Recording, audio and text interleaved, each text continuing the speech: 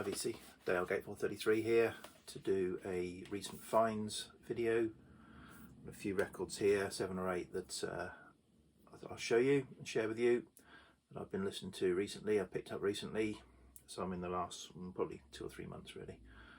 So first two up, John Baggy Hi-Fi recently did a video on English, British jazz. He's been doing a bit of a series on that, and 2 of these are recent pickups in that ilk. In fact, 2 of these, they're both records that he showed. So first up is this Blue Beginnings, Don Rendell, Ian Carr Quintet. This is a nice flip back reissue, or well, probably a first issue really. So this is a 64 session of Don Rendell, Ian Carr Quintet, recorded in London, and it's got a number of the tracks that went on to feature on the Shades of Blue album that they put out. So it's different versions of those, so that's really interesting. It's on, as John said, Jazz in Britain, which is a label I've started following on Bandcamp and is costing me quite a lot of money. So they seem to unearth some of these jazz sessions, the original tapes, and put them out there either on sort of quite limited vinyl runs or CD or digitally. So yeah, starting to cost me some money. I've got quite a few labels that I follow now, which is expensive. Next up, John also showed this, Belladonna, Ian Carr. So this is sort of a solo album that Ian Carr did kind of whilst in the nucleus, whilst he was in the kind of midst of Nucleus. Really great album, lovely album, and good. This is put out on, is it Mr. Bongo or someone? I can't remember who's put this out now. They've done it in the style of the Vertigo. No, you can't. So they've done it so well that you can't tell who's put it out. I think it's Mr. Bongo. Anyway, yeah, sounds really good. As is my ilk. There are a few little ticks on it though that I can't get rid of with cleaning, which does new pressings. It does frustrate me, but still sounds great. Okay, this next one is a used find. It's a sort of leftover from the Reading fair that I went to beginning of June, was it? I think it was the beginning of June, maybe the last day of May. Maybe Bank Holiday it might have been actually. So yeah, this is Pentangle. So Pentangle put out like 5 or 6 absolutely fantastic albums in my opinion on the bounce. Their debut is my favourite, I think, but actually this is sort of 5th, I think, maybe their 5th album. This is really good. It's a bit more electronic, and so therefore maybe a little less traditional, but I absolutely love this album. And so I bought the CD box set last year sometime, maybe even the year before, and knew that I wanted to get a nice vinyl copy of this, and yeah, this didn't cost too much and is in really nice condition. So is it 70 or 71? I can't remember. I've not really searched this video very well. On Transatlantic, 71. So yeah, it's kind of got a bit more, say, of a produced sound on it, but I really enjoy it. Okay, next up is a new record. I don't know if it was last year or this year. Boom, boom, boom, boom, can't tell. Oh, that's tight in there.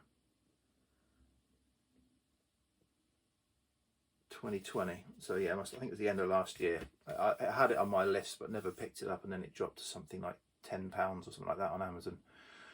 So this is Eric Hilton, The Impossible Silence. I really like the artwork on this. It's got a very kind of, it's got a tip-on sort of sleeve, really thick stock, feels lovely, and the style very understated, almost sort of soundtrack or a library album, and this is it. So Eric Hilton is part of, or was part of, Thievery Corporation, an artist I've got on some comp CDs but never really explored.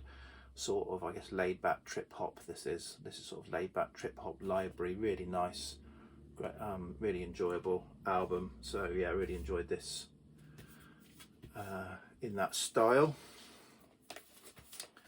Okay, next up, and I'll get this in the cover because it comes. This is always a bit of a dilemma for me. So when I get sent, when I buy albums from labels and they send them to me, and you know, or the artist, and they put it in a sleeve with a sticker on it, but I don't tend to, these cloudy sleeves, I've got some really clear sleeves that I put my records in. So now what do I do? Do I leave it in this sleeve because that's what it came in and it's part of the record, or do I swap it out? Sad record collectors. So this is, as it says there, the Heartwood Institute, which is part of this kind of hauntology synth type music that I really enjoy, and Panama Mans, who I'm not familiar, or maybe it's Manza, I'm not familiar with. What it creates, and this is on a, sends you queasy when you're watching it on the turntable.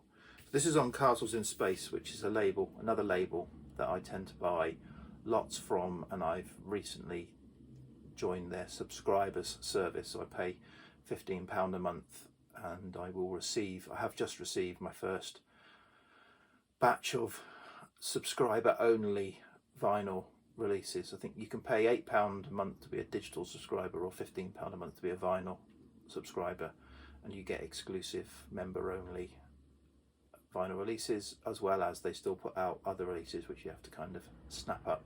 Sometimes they put them out to subscribers only, sort of outside of the subscription. They'll put out offers to subscribers only. Slightly frustrating is they come out at weird times, like 3 o'clock in the afternoon.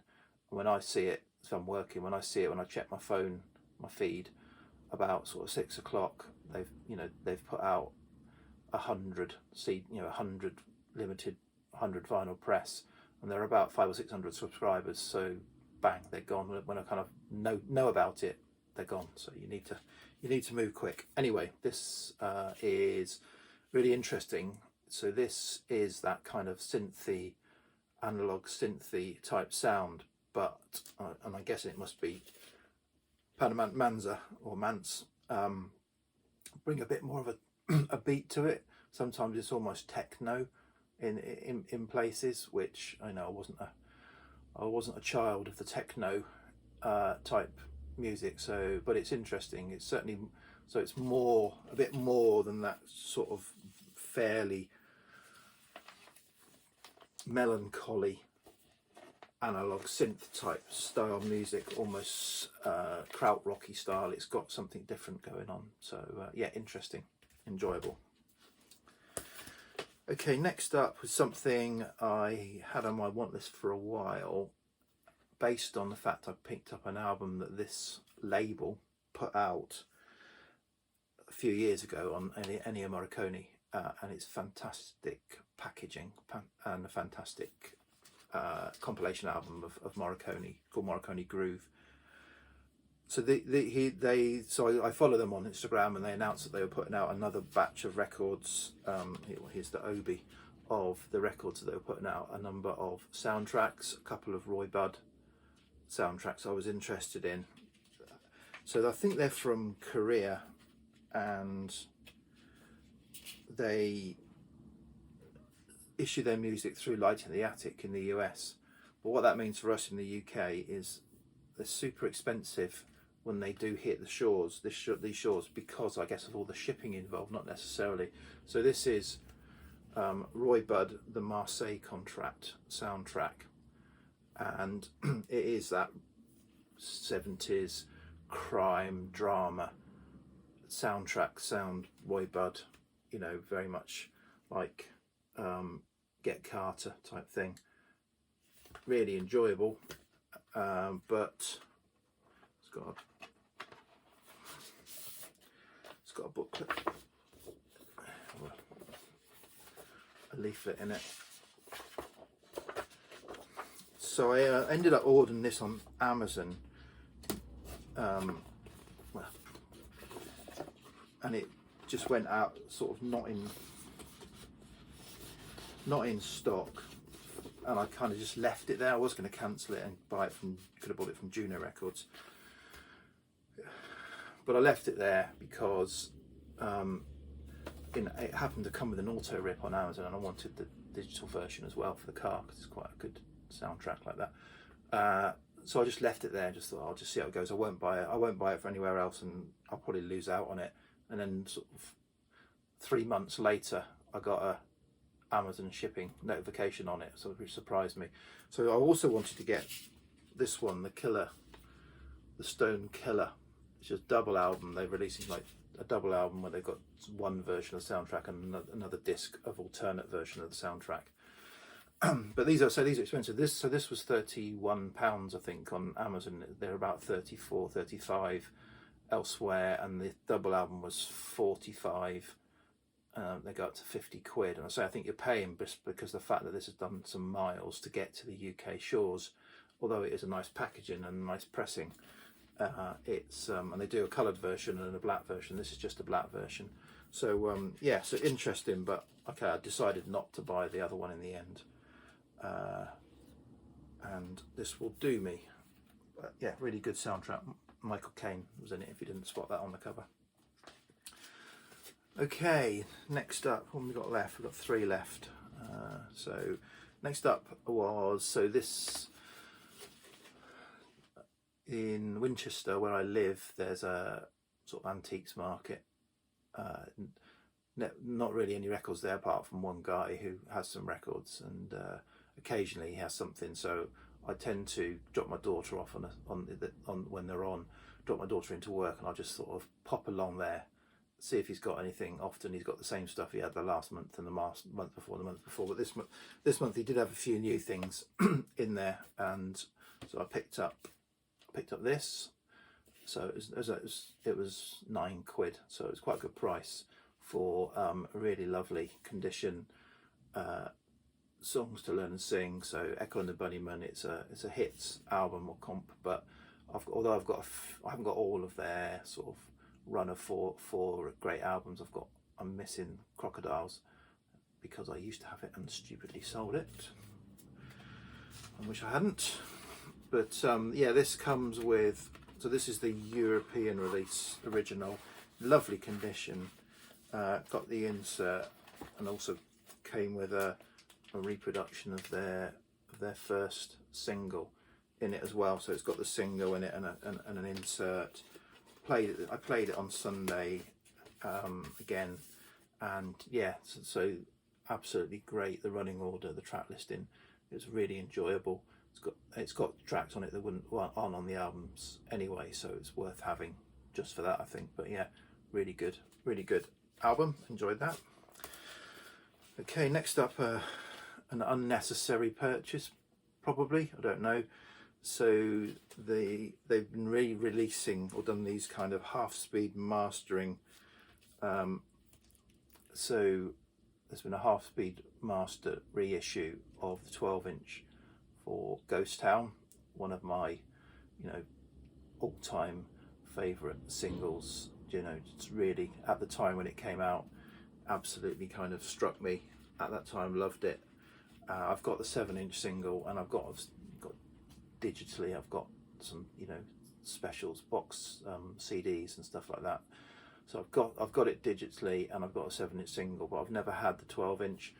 And I thought, well, I'd really like to get an original, but they're really expensive, and often they're not in great condition, and you very rarely see them in the wild, to be honest. So this is it's got a sort of slide off obi there, so they haven't mashed the cover up. You can get the actual cover, but this kind of fake obi slides over it at the moment. So yeah, sounds really good. Sounds really good. Love to hear the extended mix of it is great. So yeah, really glad. This popped up. I had it on my Amazon wish list, and it popped up. I think it went down to about £12 or £11, and I thought, go on, just do it. And yeah, really glad it sounds fantastic. 45 RPM, 12-inch vinyl, sounds really good. Okay, another kind of impulse buy, I don't know if it was. So this is It Still Moves by My Morning Jacket, a US band that I like a lot. I like their album, I like their follow-up album to this, Z, or Z if you're in the US, that got me into this band. This is the album before, which I've had for years digitally. I think I got it from the library and ripped it, so that's my only version. So I've always kind of hankered after a physical version of it rather than just the CDR version of it that I've got. And this was announced as a special release, and I thought, go on then. And it's a double album. It was 20, again, this is only 20 odd quid, I think. It wasn't much. And I think, the first disc on this is just fantastic, particularly the second side. It's just real, if you know My Morning Jacket, it's just real kind of anthemic, beautiful, sort of indie Americana music. And yeah, really glad I picked this up. Sounds great. And as I said, certainly the first disc itself is just immense. The whole thing is great. So yeah, so that's My Morning Jacket and It Still Moves. So that's it. That's all of them. A bit of a mixed bag as normal, but yeah. So got this done. 16 minutes. So I will be back with my next Lost in the Collection series on Sunday probably. Cheers, VC. Bye.